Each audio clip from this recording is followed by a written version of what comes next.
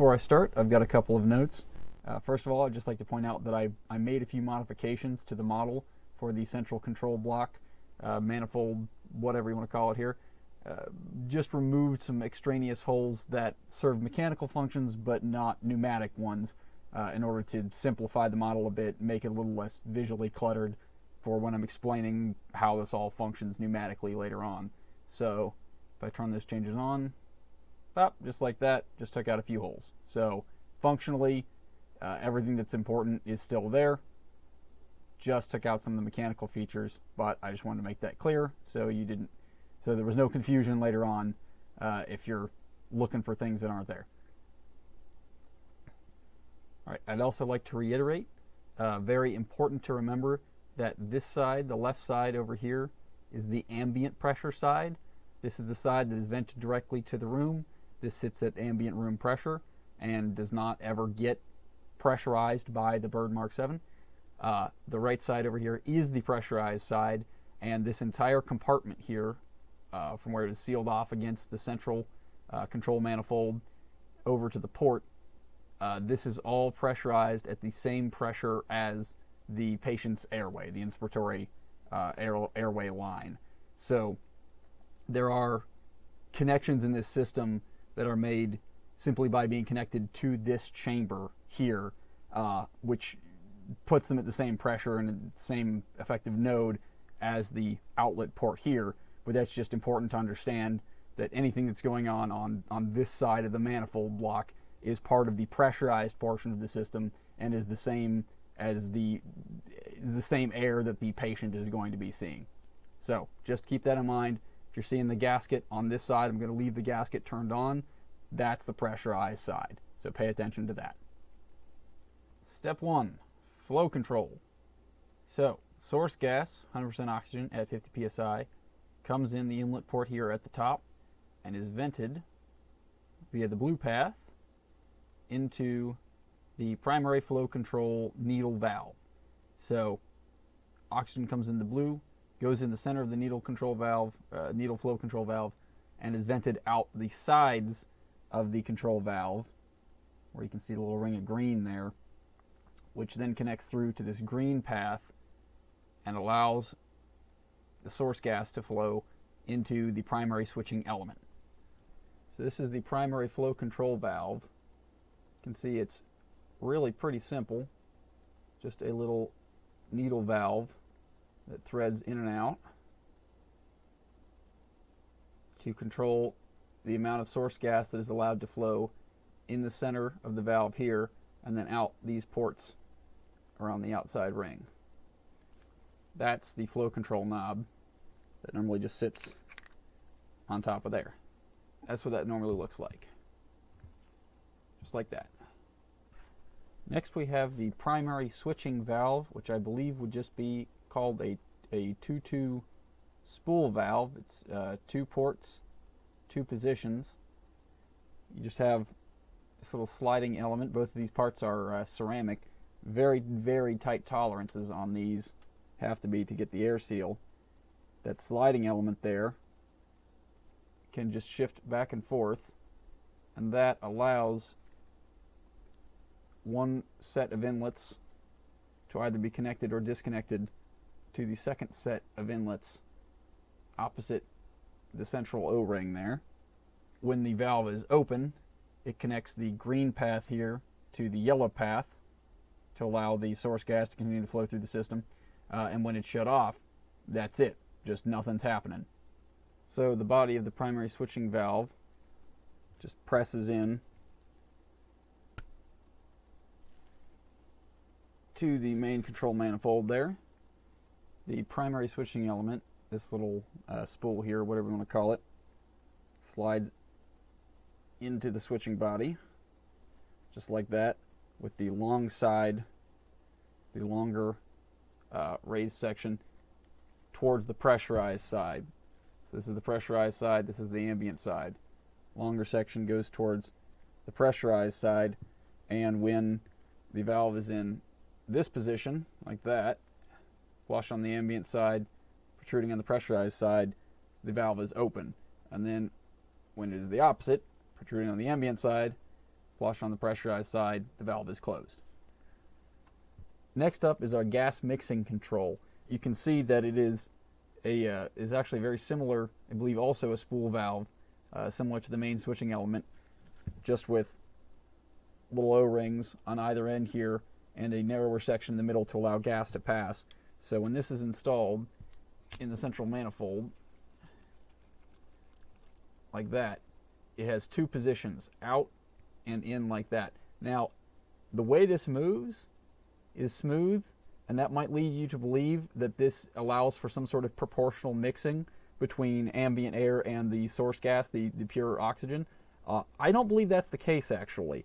Based on how this is actually working internally, and you'll see this in the model, I don't think this is actually a continuous control at all. I believe this is just binary. So basically, when this is pushed in like this, you are only getting pure oxygen through to the patient, and you're not getting any ambient air mixed in with that. And then when it's out like this, you are getting what they call entrained air. So it uses a mixing venturi, which I'll show you in a minute here, to suck in ambient air along with the pure oxygen to mix it in a little bit and make the mixture more like natural air that you'd be breathing, and not just the pure oxygen. But it's not doing anything particularly complicated in here. This is just acting as a switching element to divert between two paths, which I'll show you in the model. So when the gas mixture control is pushed in the closed position as shown here, you can see the two O-rings here, and understand that gas is allowed to flow in the space between these two O-rings, but they're closing off any ports outside of those O-rings. So when the main switching element is open like this, gas is allowed to flow, the source gas, the oxygen coming in from the blue inlet, is allowed to flow through the yellow path. So it comes in from the top here into this chamber where the gas mixing control is, and in this position you can see the alternate path over here, this violet path, is blocked off, and no gas can get to that. It's coming in the yellow path and is allowed to go down this vertical shaft here, which goes to additional controls, and I'll explain those later. But then it is also allowed to vent out this port here. Let me turn off the section. So you can see this port here is venting directly into the pressurized chamber. That's how, with this setting, as far as I can tell, that is how gas is being delivered to the patient. It's coming in through the inlet, in through the flow control, through the main switching element, and then out this little port right here to pressurize this chamber on this side, and then that gets vented directly to the patient. Now when the O2 mixing control is pulled out, as shown here, things get a little more interesting.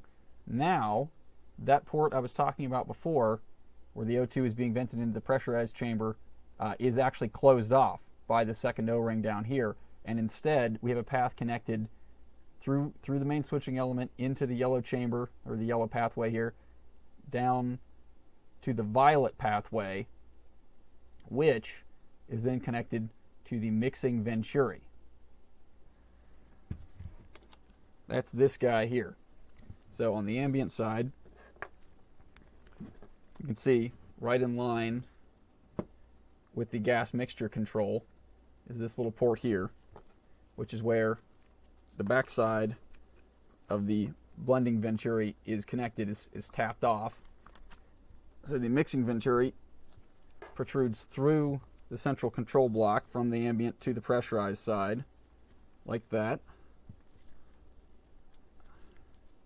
And what is going on here is when gas is allowed, is connected through by the mixing control here, through to this port, through this hose, and into the venturi, that is actually, that little protrusion right there, is actually just a vent. It's just a little nozzle that is blowing air into the cone of this venturi. I'm going to take this off to show you.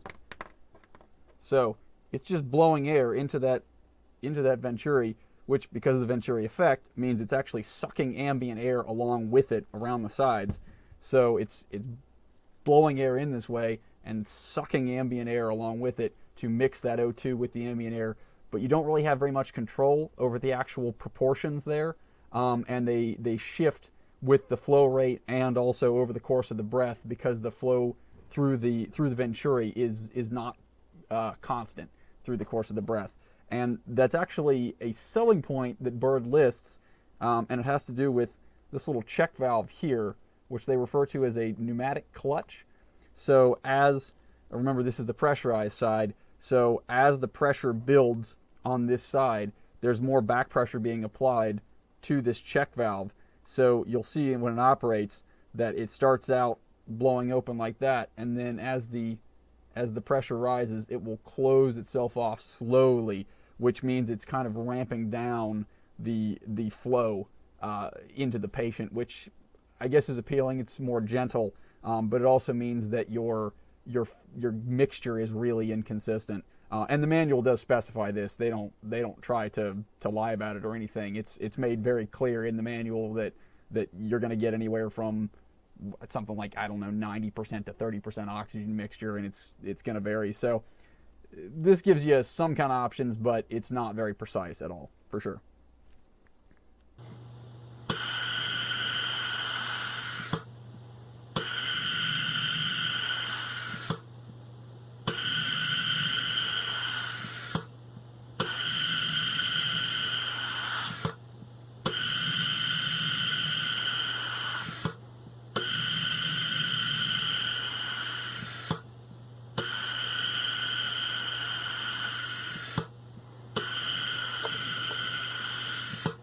All right, I mentioned before that when the main switching element is open, you're getting source gas. The source O2 is able to travel down this vertical shaft, and that can happen regardless of which position the air mixture selector is in. Either way, source gas is allowed to pass down through this vertical shaft to these two ports here. Now, the first of these ports is pretty simple in its function.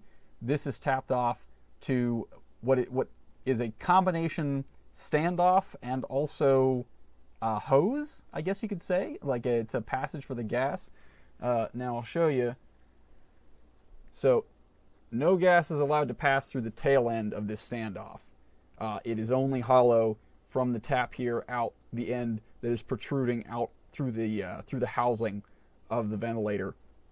And this little port here, this tap here, is meant to drive the expiratory valve that is part of the patient's circuit. So when a breath is being driven into the patient, you don't want that air to be forced out the tube that they're supposed to exhale through, the expiratory tube. So you have to close that off while they're breathing in, and then open it back up when they're done breathing in so that they can breathe out through that tube. So that's what this does. This drives a valve so that when the main switching element is open, when this main switching element here is open, it's also pressurizing anything connected to this port here. It's sending pressurized gas through this port here, which closes off that expiratory valve, which closes off the expiratory line, so that gas is all that breath is being forced into the patient. And then when the breath is done, this line, the main switching element is closed here, so this line loses pressure, so that expiratory valve is allowed to open back up, so the patient is allowed to exhale through the expiratory line. Simple, right? There's your manometer, or your pressure gauge, or whatever you want to call it. But what this is doing is reading the pressure of the pressurized chamber. Now, it is sitting on the ambient side of the housing, but it is connected via this hose to this port down here on the ambient side, which is connected directly through, right here, connected directly to through to the pressurized side. So you can see the hose connecting the manometer through this port to the pressurized side of the manifold.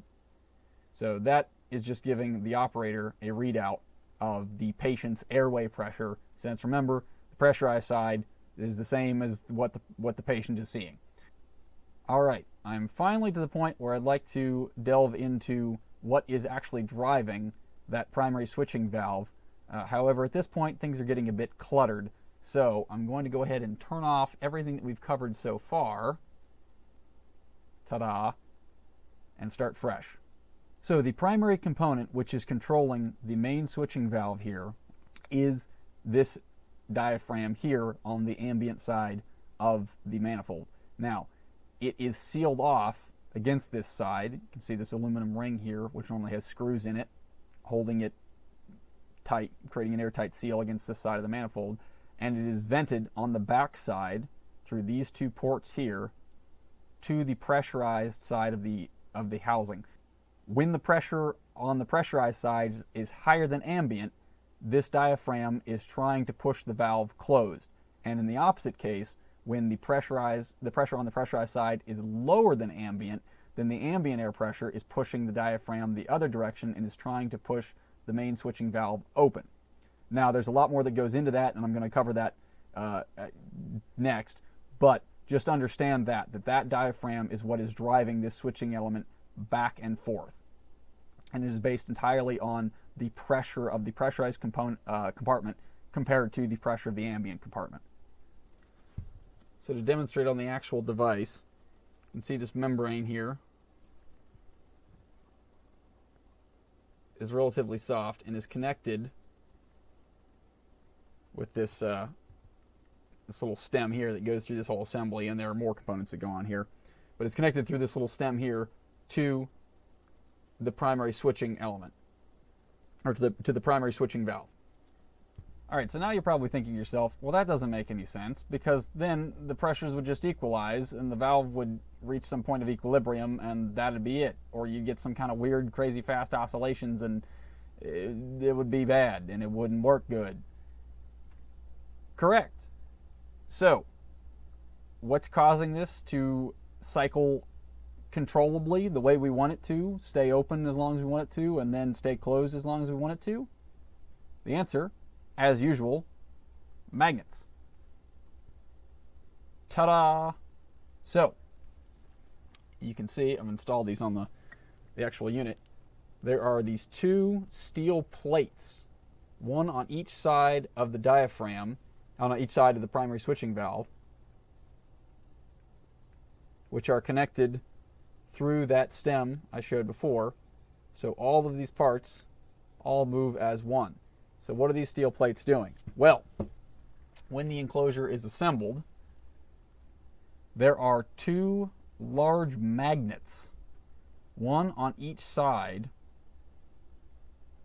of the central control manifold, each pointed at these steel plates. So when the valve is in the open position, meaning it's pushed to this side, to the pressurized side, this magnet over here, that's what these big crown-looking things are, this magnet over here is attracting this steel plate and is attempting to keep this valve open. So it's attempting to keep the valve to this side by just pulling on it. It's just a permanent magnet. So what that's doing is it's setting the limit for how much pressure has to be built up on this side to act on that diaphragm and force the valve back the other way by adding force, pulling it to the right here. Here's our magnet on the pressurized side, which would normally be held in place by the housing as it's connected all together. And you can see the threads on the stem that this magnet is connected to actually thread into the enclosure just like that to both hold it in place and allow you to adjust the depth of this magnet. By turning this control lever, by moving this control lever around, you are threading this whole assembly with the magnet on the end of it in and out of the housing, and you're moving it closer to or farther away from this steel plate. So when the magnet is closer to the steel plate, when the valve is in the open position like this, it's applying more force to the steel plate, pulling it back this way, trying to keep the valve open, which means the pressure on this side of the manifold has to get higher to act on to apply more force to the diaphragm over here before the valve is allowed to switch back to the other side.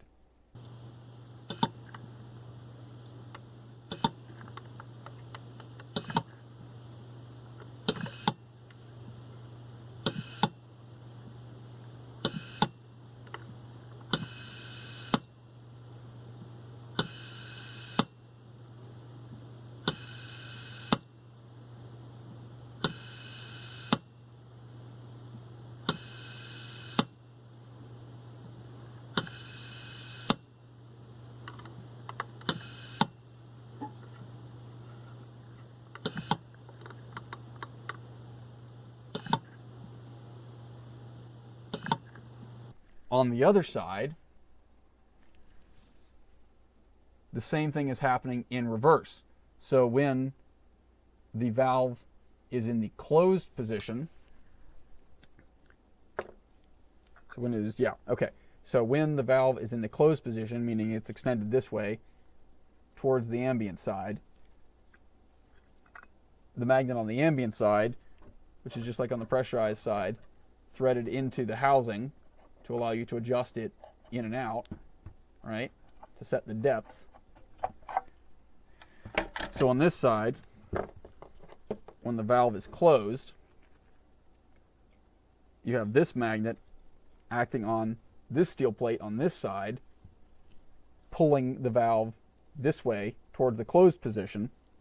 So the closer the magnet is to the steel plate on this side, on the ambient side, the harder it's pulling the valve back this way to the closed position, meaning the more negative pressure you need on the pressurized side to allow the force on acting on the diaphragm from the ambient pressure to overtake the pulling of the magnet. So the magnet is pulling this way, and then you need the air pressure to act in the opposite direction, meaning the air pressure over here has to be lower than it is over here.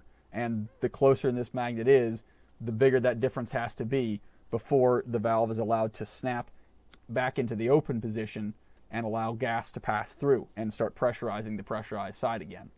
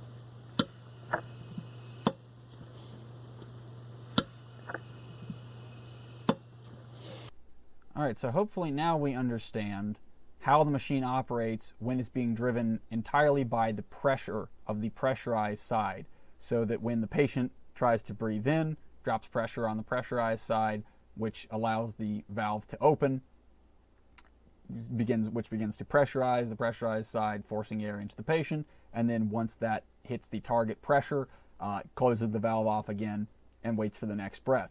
So that's all being driven by the patient. But what if you want the breaths to be automatic, if the patient isn't well enough to breathe on their own at all, or even make an attempt, or their breathing is too weak to trigger the machine? Well, how do we do automatic breaths? Well, that's where the expiratory time control comes in, as well as this lovely piston over here. So I left this to last because it really only makes sense if you understand how the primary switching valve is being operated back and forth, and then you can understand that this piston, really all it's doing is pushing with this little arm here. It is just pushing against this plate on the ambient side to initiate a breath, the same way you can do by pushing on the little red plastic rod here to manually start a breath. It's just tapping on the plate to push the valve open manually. So the second port that's coming off the vertical tap here that I talked about before is connected through to the back side of this piston. So what's happening there? Well, when the primary switching valve is opened, some of that gas is vented into the back side of this piston. That's this hose here coming into the back side of this piston. Well, what's going on in the back side of this piston? Well, there is a check valve right here, which is seated against this O-ring here on the inside, so it allows gas to flow into the piston through this connection in the back, but not back out of it. So you get gas that comes in this way and pressurizes the piston. So what's happening there? That gas that is coming into the back side of the piston here is able to come through the front of this back half into this front chamber. So you can see when this chamber internally gets pressurized against this diaphragm, it's pushing, right? That gas pressure is pushing on the back side of this piston and extending it. And you can see there's not a whole lot to that. It's just a little spring-loaded rod, right? So what that's doing when this is mounted in the central control manifold as such. So this arm here, you can't see it. Okay, so this arm here is mounted to this piston. As a matter of fact, I'm going to go ahead and just do it. Okay, so I'm just going to go ahead and connect this with editing magic. Ta-da! Okay, so this little arm here that's sticking out is attached directly to the end of that piston, as I showed you before. And that arm is extending out to where it's able to hit this little plate that, if you'll remember, is connected to the primary switching valve, right?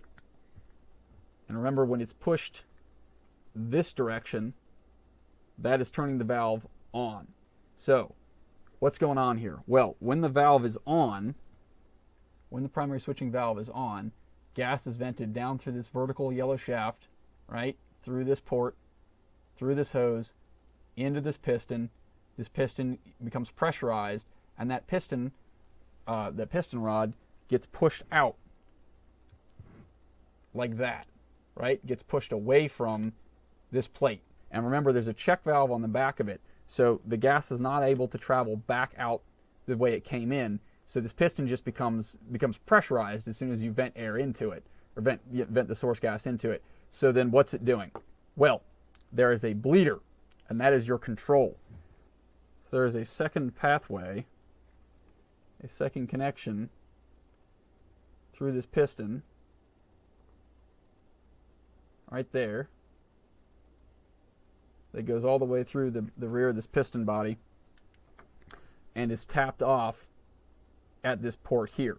So this is all part of the same node, essentially. So gas is allowed into the back of the piston through the check valve, right?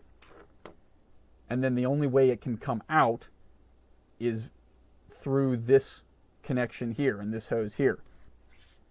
This hose here is connected through to the expiratory time control knob or control valve right here. So this, the expiratory time control, is the knob that normally sits on it. Right? So this control, just like the primary flow control, is a needle valve. This one is a little slower to actuate. It's got more turns, but it's working the same way. It allows gas in the center here and vents it out just the one little side port there. But still, that's all it's doing, is just controlling the flow of gas between the center of the needle, where the needle is protruding there, and that little side port there. So, why is it doing that? Well, because that is venting gas from the teal path here. Remember, that's coming out of the side of that piston. That teal path is going in the center of that needle valve, and then that needle valve is controlling the flow between the teal path and the orange path there, and then that orange path is venting directly back into the pressurized side of the housing. So what is this actually accomplishing? Well, when we put it all together, here's what we get. A breath is initiated, which means the primary switching valve opens up, allows source gas down this vertical yellow shaft into the back of the piston through this hose here, pressurizes the piston, forces the piston open, right? Pressurizes the back of the piston, forces the piston up like this. Now this piston is spring-loaded, So it wants to come back down like that, which means what it's actually wanting to do is it's trying to push on the plate that is driving the primary switching valve there. The switching valve is open like this, right? It's extended towards the pressurized side. This piston gets pressurized and extended like that. Now, if the expiratory time control is completely shut off, if this valve is completely closed, then there's no way for the pressure in this piston to escape.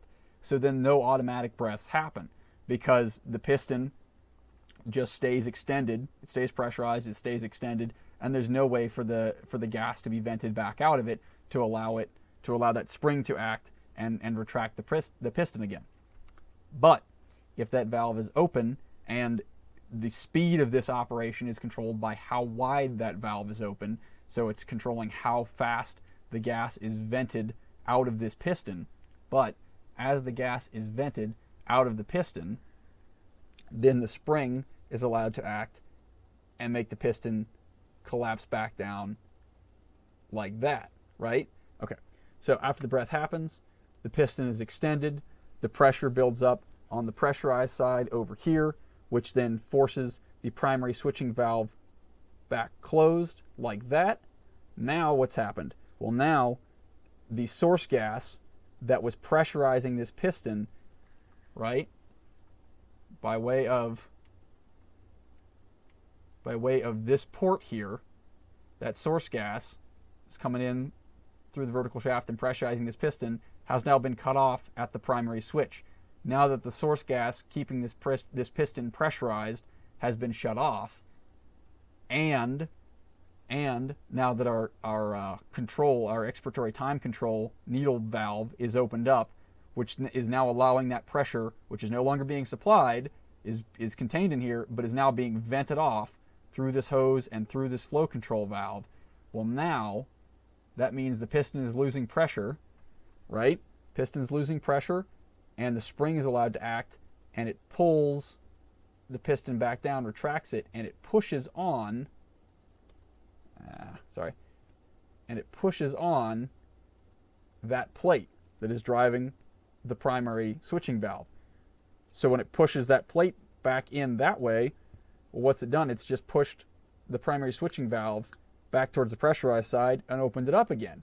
And so then what happens? The cycle starts over. Well, now there's source gas going through the primary switching valve, so this piston is pressurized again, it extends again, and it waits until the next time that the breath shuts off, or well, waits till this breath is finished, and then the pressure builds up, closes this off again, cuts off its supply is being, or its contained pressure is being vented, and so it slowly collapses again to kick it on again, and that cycle just repeats. And what's interesting there too is that cycle can also be interrupted by a manual breath, either by pushing in this little control here, right, pushing that in to initiate a breath manually, or by the patient trying to inhale and lowering the pressure and causing the switching element to kick over on its own. And if that happens, well, then what happens? That cycle with the piston gets interrupted because it's allowing fresh gas supply to pressurize the piston again. So if it was, let's say, you know, you've got a very long expiratory time set up, right? So the valve is closed off, the primary switching valve is closed off, and this piston is slowly bleeding down, getting ready to start another breath. Well, let's say it hasn't reached there quite yet, right? Hasn't reached the plate yet. It's slowly bleeding down. What happens if the patient initiates a breath on their own, or somebody manually starts one? Well, the valve is kicked on and the piston immediately gets pressurized again. So if it were bleeding down, it immediately just gets pressurized again and starts back over. So that means that timer gets reset every time a breath is initiated, either manually or by the patient through negative pressure. That timer gets reset, so you never have this piston fighting the patient or fighting the operator trying to initiate a second breath in the middle of a breath that was manually initiated or anything like that. So it's all pretty clever, really.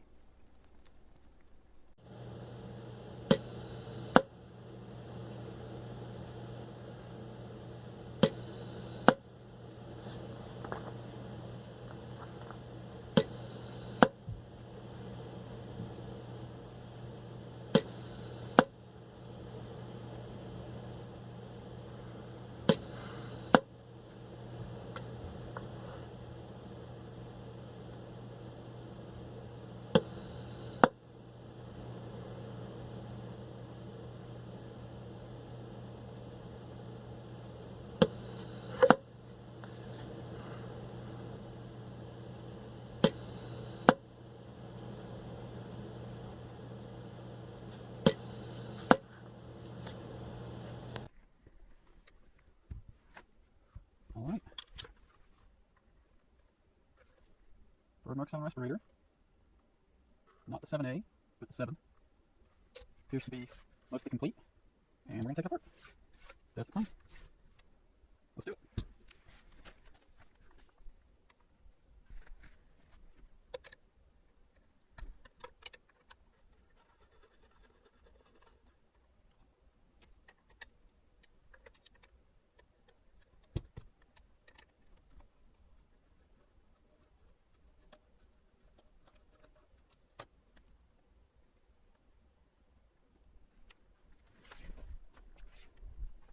These, seriously? Yeah. These are like aluminum screws. I don't think they're plastic. Are they? God, they're so light. There's no way, though. No, these are anodized aluminum. Fancy. Guess I don't want the rust. Well, that was easy. I like that.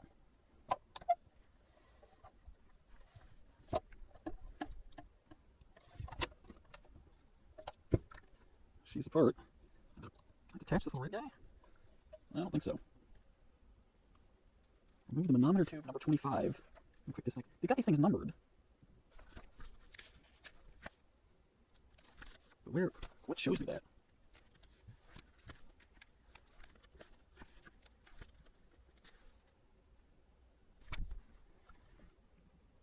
Yeah, well, I guess we'll just pulling crap off and see what happens. Those are running all the way through. Those ain't coming off.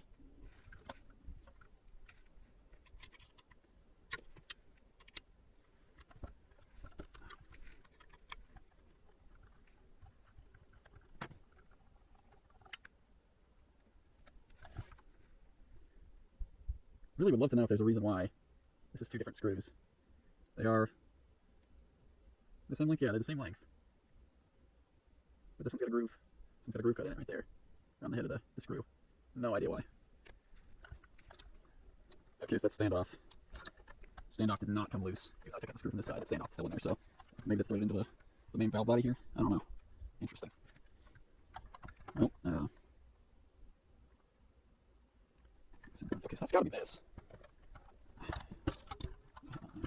got to be this tube here that we're going to take out. This is the manometer. Am I supposed to thread it or disconnect the tube?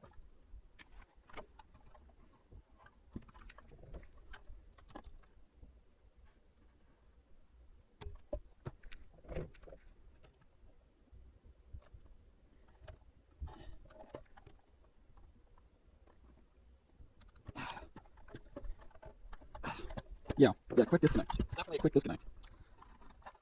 I guess I'm gonna thread that out. I don't know. What's that? 5/16. Don't you dare be left-hand threaded.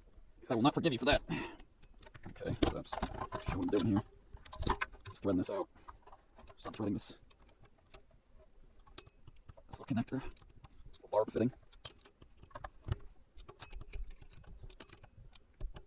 Hey, okay. So yeah, I don't know, maybe that's supposed to pop off of there. It's just got like a little wire ring holding it over the barb on the fitting, but I didn't see an easy way to get it to come off.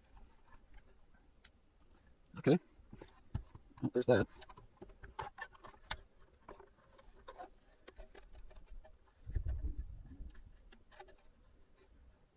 So that little screen, that like centered screen down in there, this guy. Oh, where is it? Yeah, this guy here. It's just held on with a little snap ring. I'll go ahead and probably leave that in place because there's no reason to take it off, but that's easy enough to pop out and replace if you need to or whatever. That's all right. Okay.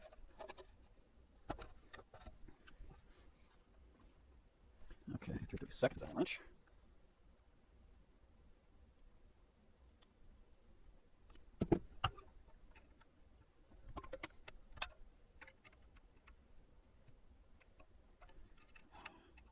So it's just a little set screw holding this arm on. Oh, there's 2 set screws. Right, yeah.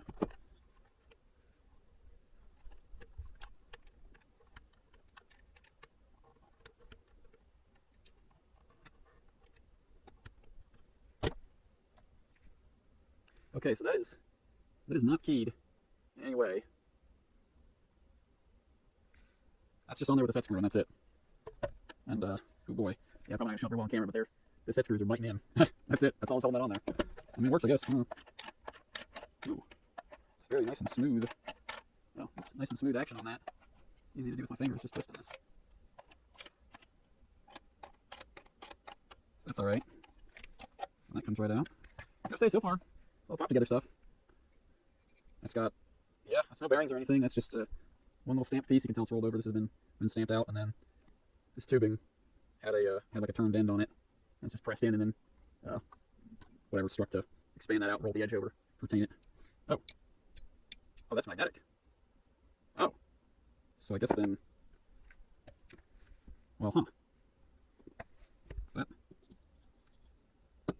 Ah, I guess that's supposed to attract that plate. Maybe I look like an idiot here. This is obvious, but I was not aware that was a big magnet. That's very strongly magnetic. So I guess that's gotta be, iron or something. Huh.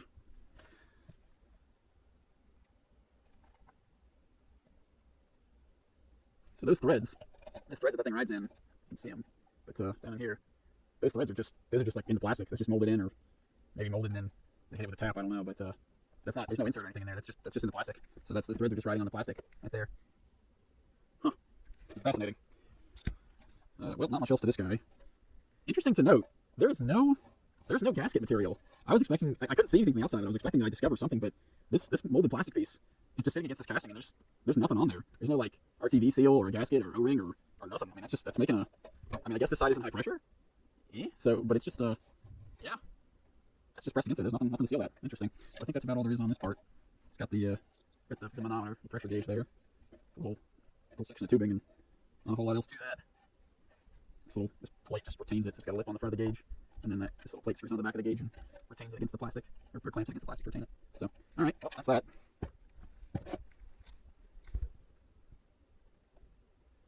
Now, that's spring loaded there.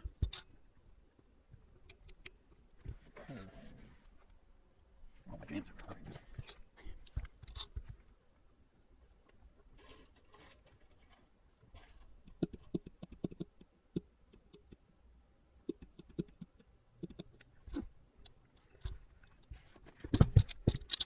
this guy off just so it's out of the way.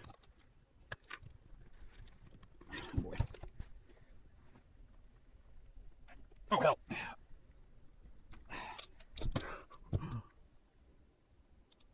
But,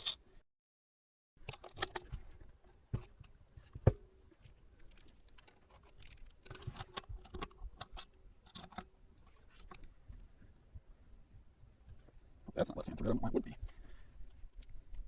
Oh, there we go.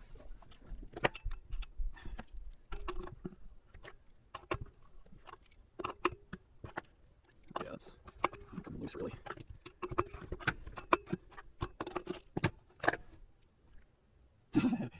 Yeah, I guess that's how you do that. That's just Teflon tape on there to seal it. That's just Teflon tape. Oh well.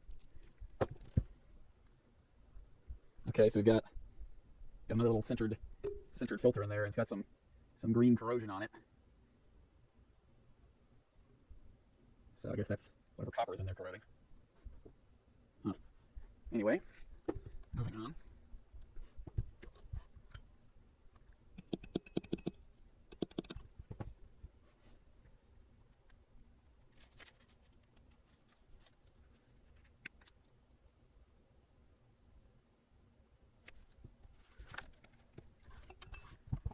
Okay. This is some kind of like a signaling line, I think. It's supposed to be like a barb fitting on here, because I believe this is what signals the little expiratory valve. I think? Man, I could be wrong, I don't know. I thought maybe that was broken off, but maybe that's just a cap. So, yeah, that's like a line that goes out to signal the, shut the valve on inspiration, close out the expiratory line.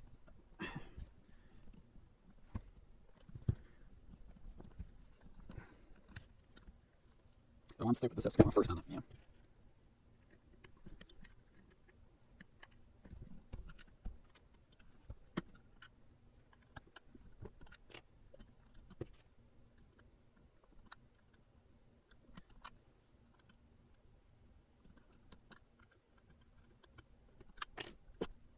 Alright, same deal. As a matter of fact, yeah.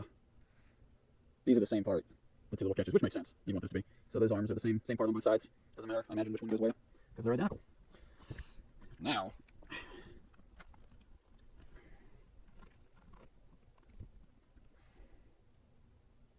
do not attempt to pry loose with a screwdriver. Grasp the pressure compartment firmly and pull the top back, or just pull the top back at an angle to break the seal. There we go. Okay. Okay. So this side absolutely does have a gasket. Nice beefy gasket going all the way around. So, nothing wrong with that. And there's like an additional step on the inside lip here to mate with that. Looks fine to me. Got a very similar head here. As a matter of fact, I'm going to say I think the heads are the same part. Just the stems that are different. And this guy is also magnetic. So I guess you are just, it's, so these attract the pleats. So I was under the impression that this was supposed to act as like a hard stop on either side of the baffle here, like the bellows, whatever, in the middle. I'm trying to show this. So you got this is on the expiratory side, and then the inspiratory side. So you've got both of these arms on either side. I guess pulling. I guess maybe to keep it in each position, and also they control the sensitivity. On this side, on the expiratory side, you're actually, or well, I keep saying expiratory. That's not. It's the pressure side. On the pressure side, I guess you're controlling pressure somehow with that. And then on this side, the ambient side, you're controlling the inspiratory sensitivity. So it's how easy it is to start a breath over here, and then how high pressure it is over here. And it's doing that somehow by controlling how close these magnets are to these plates. So that's interesting. That's very interesting. So I've watched the video when he's running again to understand how that's working probably. Okay, so that just comes right off. Oh yeah, there's the pressure line going into this one. So that's definitely going somewhere. That's a signaling line.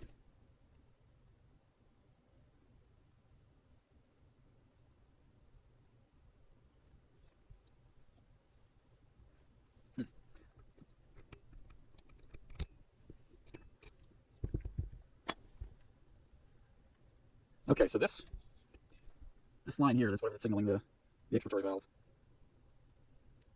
That does not, as far as I can tell, connect in any way. Am I seeing that right? Yeah. Yeah, that does not connect in any way through to any of the other stuff that's going on here. There's no, oh, and it's even closed off on this end. So, yeah, okay, so this is only hollow from here, from this tap out to go out. There's nothing happening back here. That's just connected through, well, it's just threaded through the main block here to the standoff to hold it in place. That's it. That's all that's going on there. So, let's go ahead and take this guy off.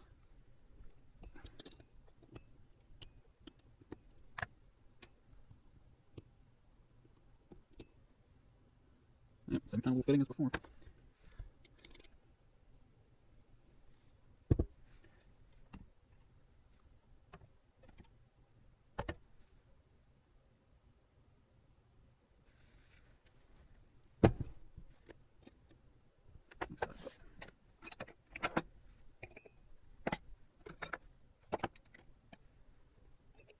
Oh wait, that's not.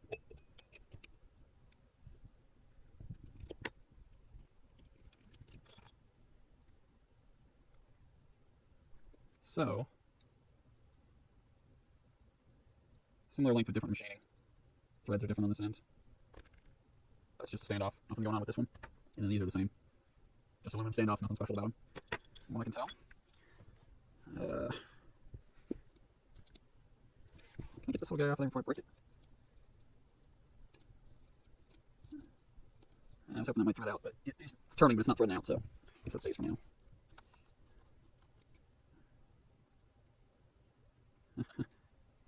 That is very delicate. Does not take much. Ounces of pressure, if that. So this is the oxygen blending venturi that is actually what's generating the I think all of the pressure. I think this is just sucking in, firing the oxygen in through this tube here. Through a very, very small nozzle. It's just I guess there's a hole in the tip of that little stud there. It's firing the oxygen in, and that's sucking in the surrounding air to pressurize it and force it over to the high pressure side, I guess. It's just a cone in there. You can see the here, hang on.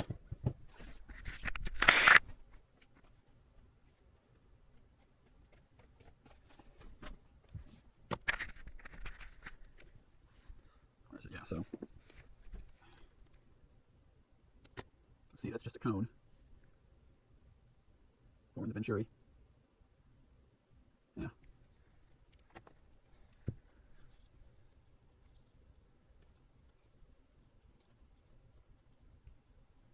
So let's take this guy off.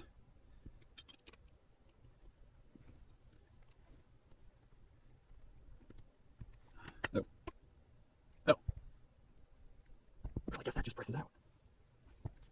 Yeah, you can see the shape of it. It's cool. Venturi 9993105. Bird. So it's got a seal here to seal between the low pressure side and the high pressure side. A little O-ring. And this one just seals on the other side of it. I guess seals against this valve. Clever.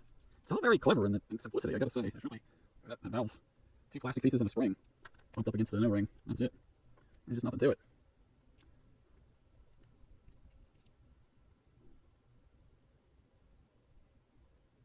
Man, that's a nice part. It's a really nice molded part. At least on the inside. Say this, it doesn't feel like they're spending money they didn't have to spend. What's nice is nice, but it needs to be nice is nice, but it's simple. Everything's simple. So let me see if I can get this fitting out of here. Most of this is 5/16 so far. There we go.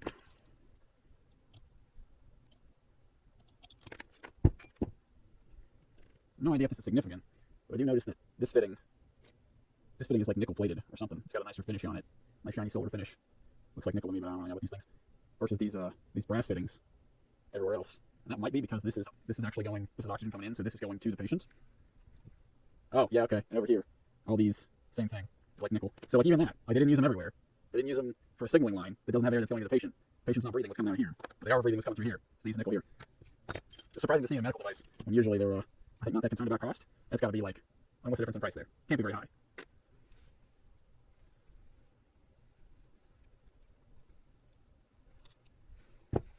The diagram again.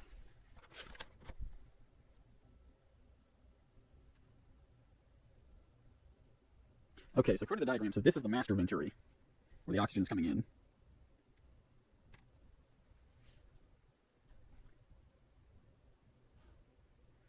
Does that make this the sensing / servoing venturi? It's got to be, because this is the sequencing switch here in the middle. So I think this is the sensing venturi, I believe. Let's pop some more fittings.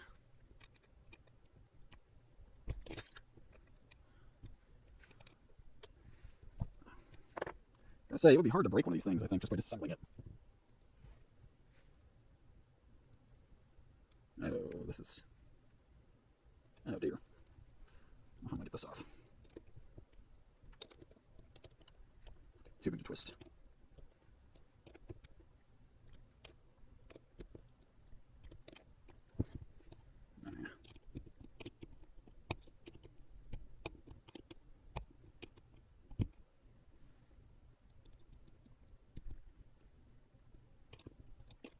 The fitting is turning pretty smoothly on the tubing.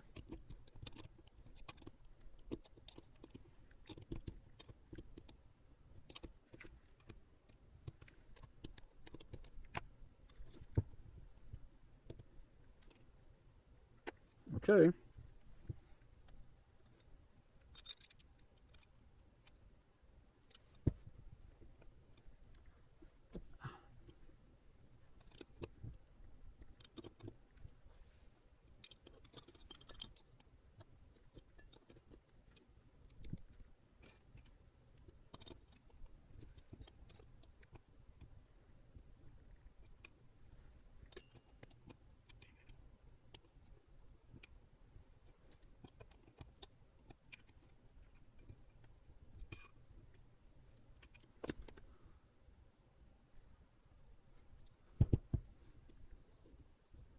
Oh, I see, yeah, sensing. Because I think it gets tripped here.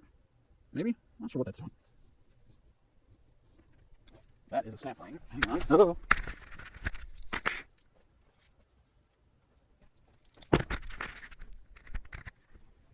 Okay.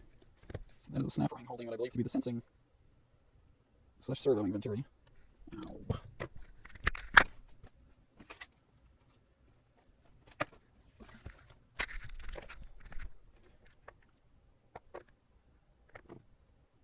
it's got to have a pin small enough to fit in there.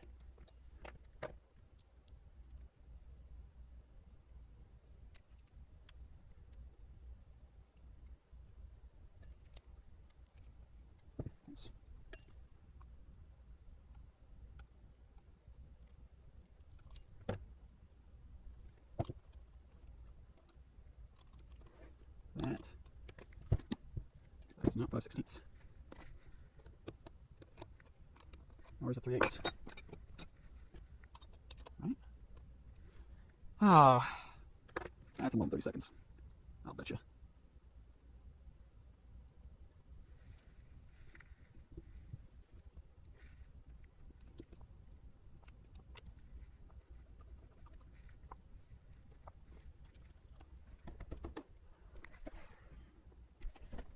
Well, I guess I'll break out the crescent wrench.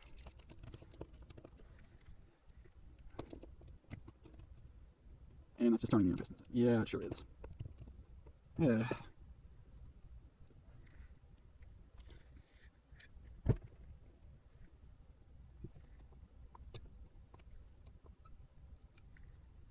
Oh, ow, ow. They have, brilliant. They have a hole. I'm going to see it. There's a hole cross-drilled. Where is it? It's snapping away. There's a hole cross-drilled. So, stick an Allen wrench in there, and now I can loosen the nut. Genius. Oh boy, okay, so we got some kind of little stamped and bent arm.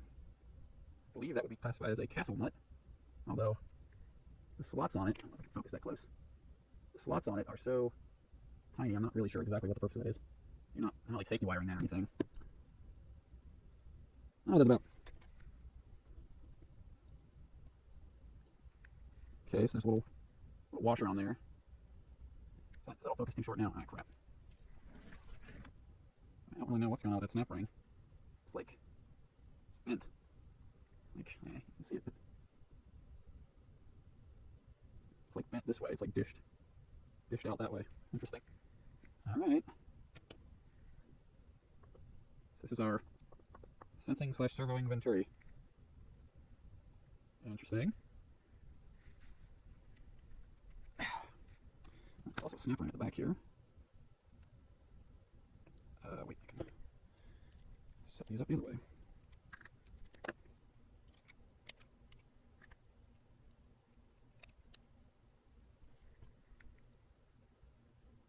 Wait, no, I'll take my new one.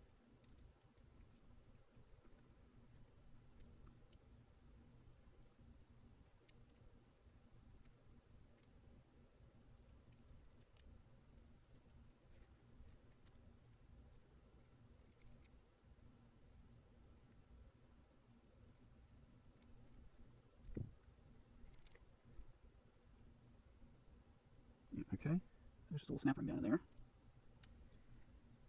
Found it.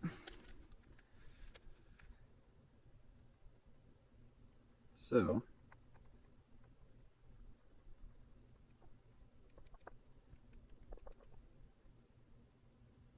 that sure looks, oh yeah, that's threaded together. These two halves are threaded together, for sure.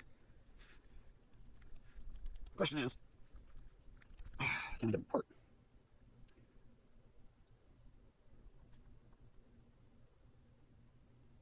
I'm not supposed to get them apart. But I kind of want to. And if I kind of want to, I mean, I'm going to go find a strap wrench. All right, let's break a venturi.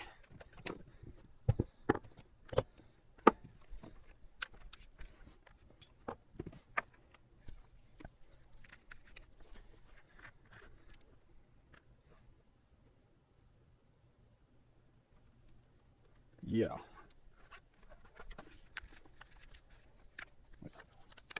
Backwards how I need to be, okay.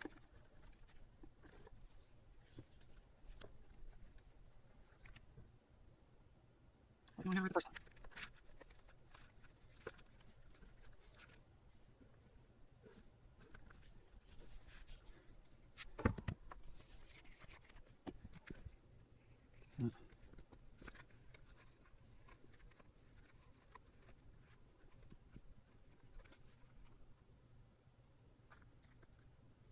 Let me just stay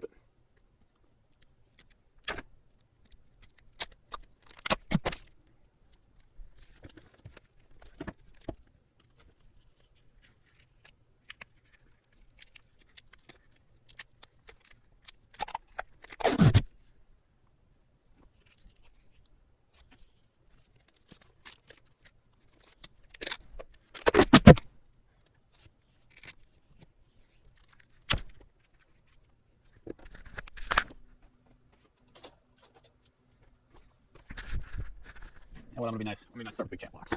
Okay, so we got this taped up, so as to hopefully not completely wreck the surface finish. I'm gonna do this. Get the strap wrench. I'm going that way. Yeah. And big old chain blocks. And let us see if we can't get this thing apart. Ah, come on.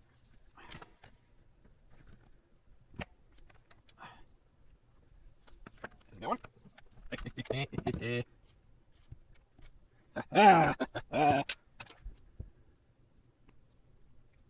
Look at that.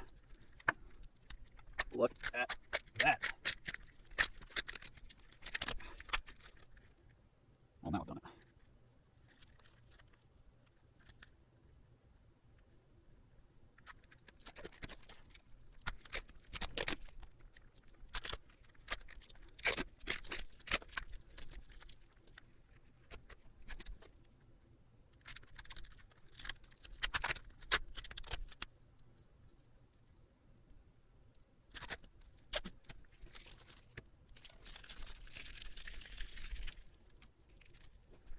Bullseye. Okay, so got an O-ring on the outside, and that, if I'm not mistaken, yeah, so that seals, that O-ring serves as the seal between the low pressure ambient and the high pressure side. Then there's this rubber diaphragm in here. It looks like, or rather it feels like, yeah, so there's a spring. So that plunger is spring loaded. Again, just simple parts. Just even taking apart a paintball gun.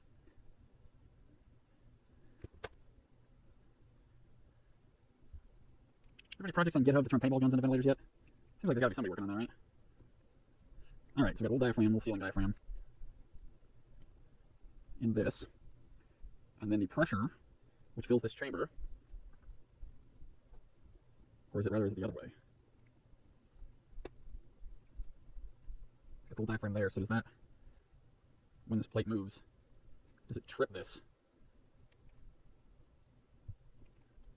I'm not entirely sure. Oh, I'm gonna take that sapling out. Hey, look at that. Now, if I'm not mistaken,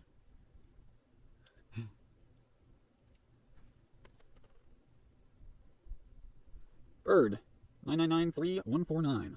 So that is the same little valve cup, whatever, in both Venturis. Clever manufacturing. Might even be. And I think the spring's a little different, but you'd be recalibrated differently, so that's fine. So that, how the heck? So that is through drilled in two places there. Oh no, that was backwards. So that little valve cup sits down in there and seals.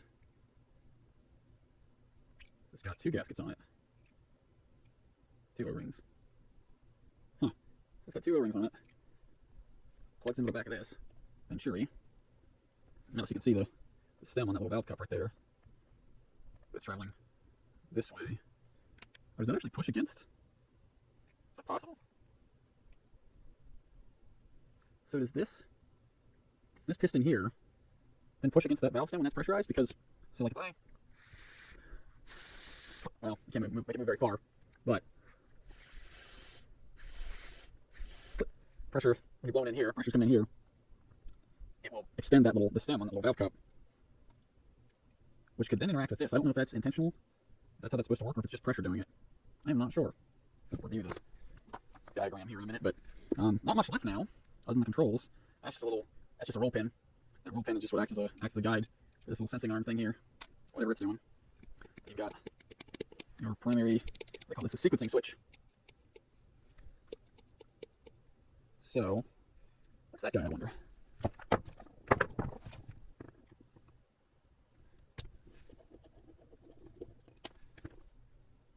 So that is another aluminum screw with a little, it's got like a little plastic washer on it. Can't really see it real well. There's a little plastic washer on there that is sealing off that port. And it's just a port. I have no idea what that connects through to. And I wonder what that's for. So this actually is marked. Dense Forging, 9993374, forged by Cero Corp. So this is a forging, I guess? I assumed it was a casting, but looking at it now, the surface finish is very, very nice. I don't know how you would form those internal features like that, but whatever.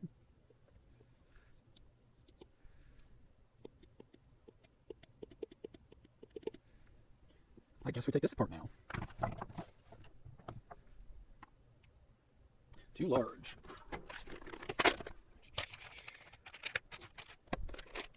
No, just the one.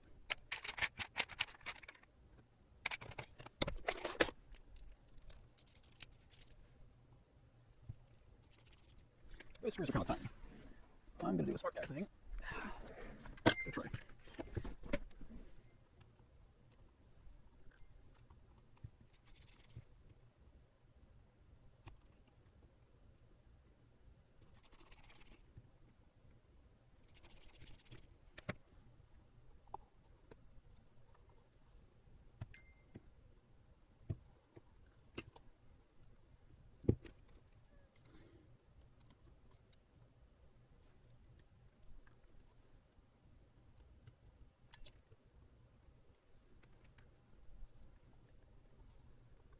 Whoop, whoop. Okay. So that's not totally coming out of there, but that is a seal. It's loose now. I love this little, like, this goofy little pull rod. It's just to let you pull on that, but it works. Okay, so there's a little itty bitty nut holding this side on. And it actually does have a little wire going through it. Probably can't see it on the focus, but yeah. Whatever, there's a little safety wired nut on there. So let's take that off.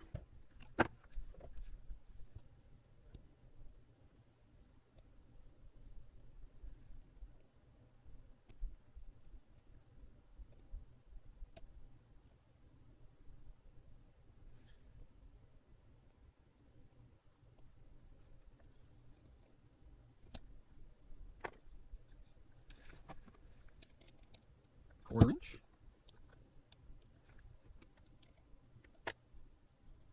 Okay, comes right off.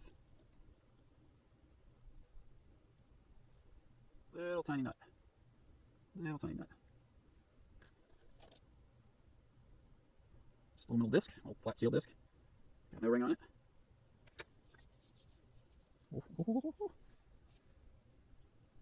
That is a delicate little stem on there, huh?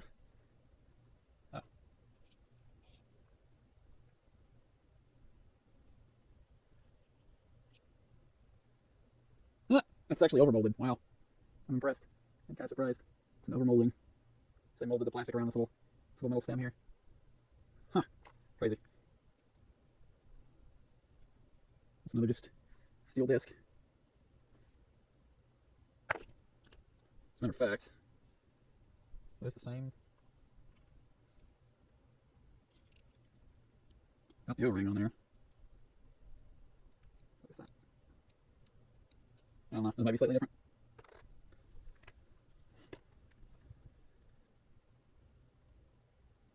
So that is just some kind of little plastic slide. And we got another snap ring. Whoops.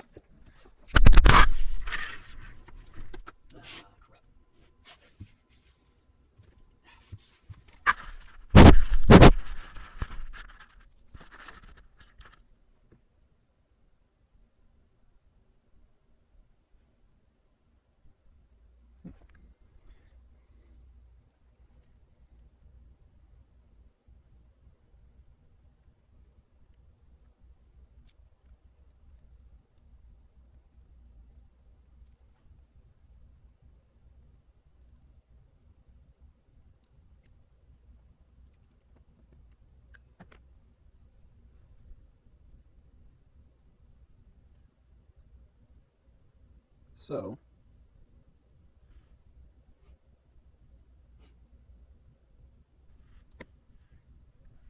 interestingly, you can kind of see, I'll try to focus on this. Focus. You've got, you can't really see, it's too washed out with the light maybe. Yeah, so you can see these little black rings on there, either end. And those are just marks. Because inside this switch, I guess, air switch, there's two sets of holes. One, one after the other, arranged this way. So one set of holes going all the way around on this side, one set on this side.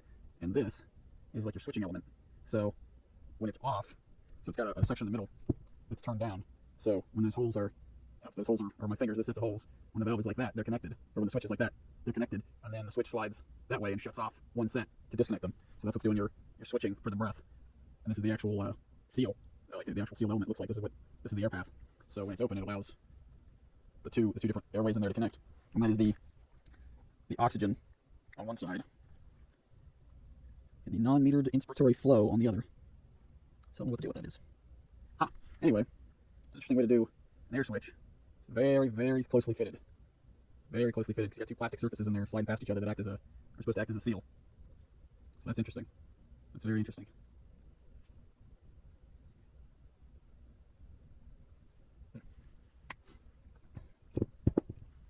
Okay. Control knobs with a set screw. Come on. There we go.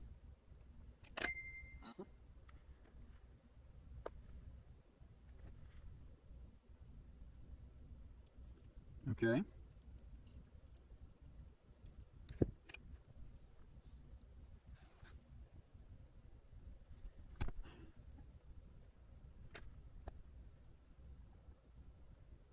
God, that's nice.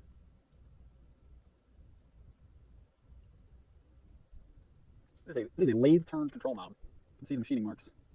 Pretty confident that's how this was made. Man, that's beautiful. It's metal though, for sure. Oh, just a set screw, magnetic. The rest of it's not. But it's nice. Nice dial. So you've got some element in there. Threading in and out. I think that's one of the needle regulators or something. So what control is that? That's the flow rate. That's the flow rate. Expiratory time, flow rate. Okay, let's see what we got. 5/8.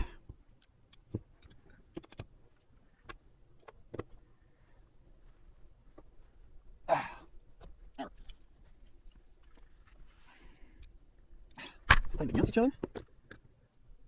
Sucker is toy. Let's try the mixture. Oh, wait, that was easy enough.